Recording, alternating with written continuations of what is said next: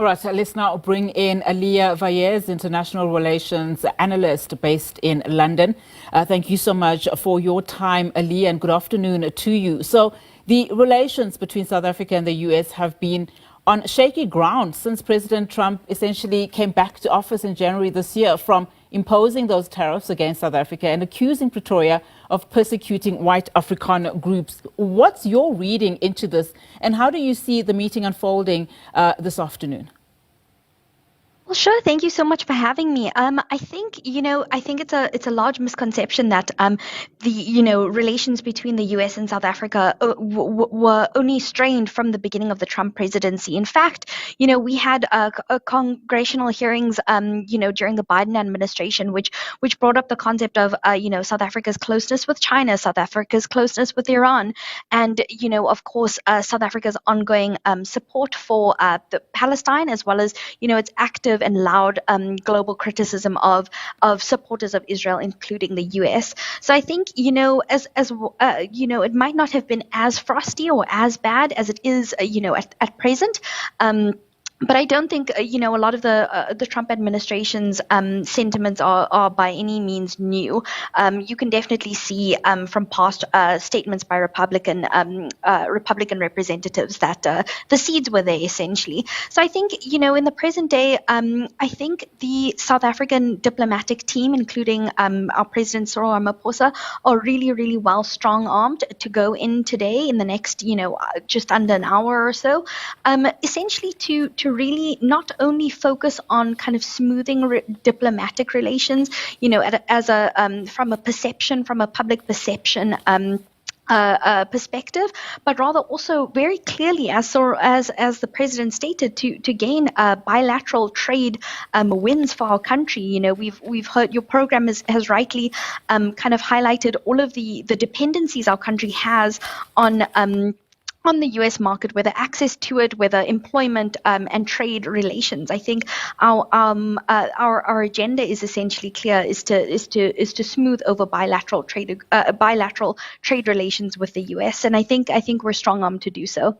I absolutely agree with you in terms of, the seeds being planted before the Trump administration, particularly when we speak of AGOA. But when we look at just what has been done since Trump took over, particularly those, tariffs that were imposed, yes, we are on that 90-day suspended period. But you also look at just the rhetoric that has been spewed from his administration. I mean, just talking about today's meeting and the significance of today, our previous guests spoke about the importance of seeing these engagements as an opportunity to reset these relationships. I mean, how feasible do you think it is going to be, just given what has already, the misinformation, the disinformation that is already out there, that has been spewed, and the consequences thereof? How easy is it going to be for Ramaphosa and his delegation to almost engage on a very cordial basis, given also the fact that we've seen how other meetings have gone? Sure. I think it's a very, very pertinent question, Anati, and I think I'd answer it in three ways. Number one, I think you've got a very unpredictable figure in President Trump. We've seen that in his meetings with European and Western leaders. We've seen, an arguably very not so diplomatic meeting which took place between himself and Ukrainian President Zelensky. We've seen, we've seen how European leaders like the UK Prime Minister Keir Starmer has kind of tiptoed around him, because you never really know what you're going to get.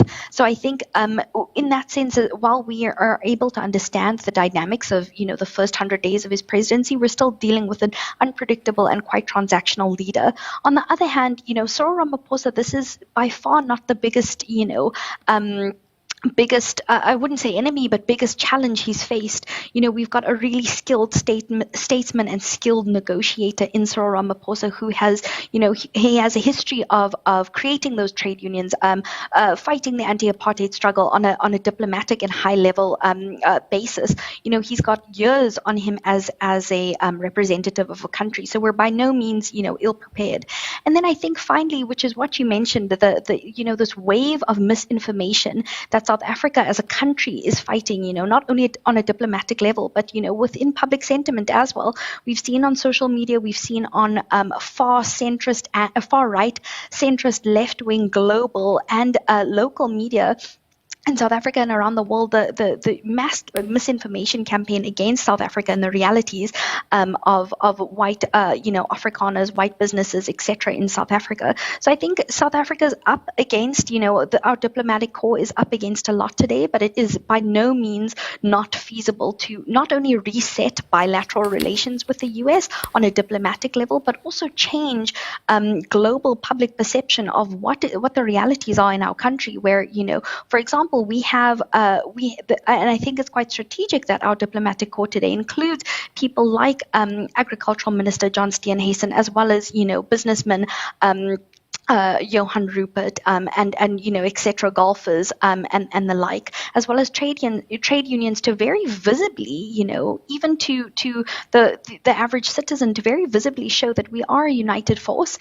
and a country that stands constitutionally for diversity and cohesion. I want to just segue a little bit, but staying on topic, but just looking at the US's own domestic affairs. I mean, there have been a number of developments leading up to today's talks, but I want to discuss, Marco Rubio, the U.S. Secretary of State, and the bearing that his statements had. He was grilled in the Senate yesterday over the United States' inconsistencies in its foreign policies following, of course, the Trump administration's decision to prioritize the resettlement of the white South African Afrikaners. What does that begin to tell us about just some of the pressures that the Trump administration could also, be facing, given all of these developments that happen to involve South Africa? You say happen as if it's coincidentally, and I really don't think it is, and neither do you. I think it's quite strategic. The Trump administration's intense and increasing focus on South Africa, on our domestic politics and our domestic kind of economic circumstance. I think what we saw in the congressional hearing of the Foreign Relations Committee yesterday with Marco Rubio, as well as Ted Cruz, very flagrantly point out all of the kind of things that are wrong with South Africa's domestic and foreign policies. We're starting to see, immense support from the Republican Party of, the Trump administration's policies towards our country, which I think signals that the support for this narrative of South Africa, the support for the United States outlook on our country is not going anywhere. It's firmly rooted, you could say. And I think in that sense, it makes it quite difficult, even in the domestic context of US media, for us to fight back without sounding defensive in a way guilty. And I think that is what our country is, facing on a broader level, because it has real ramifications. I think, however, with the changing tide, and I believe one of your previous speakers on the show mentioned this, the changing tide in geopolitical dynamics is, however, on our side. For example, we have taken great strides in our work as president of the G20. We've taken great strides diplomatically and economically as an active leading member of BRICS.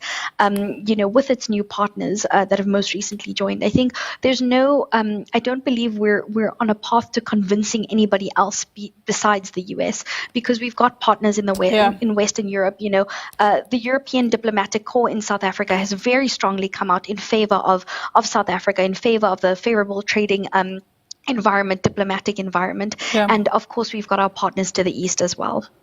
All right, Aaliyah, thank you so much. And of course, the next question would have been, what are then the opportunities here for South Africa to start looking at strengthening other economic, economies, basically. But thank you so much for your time. Unfortunately, we have run out of it. Aaliyah Vayez, the International Relations Analyst based in London, in the UK, just weighing in on our top story this afternoon.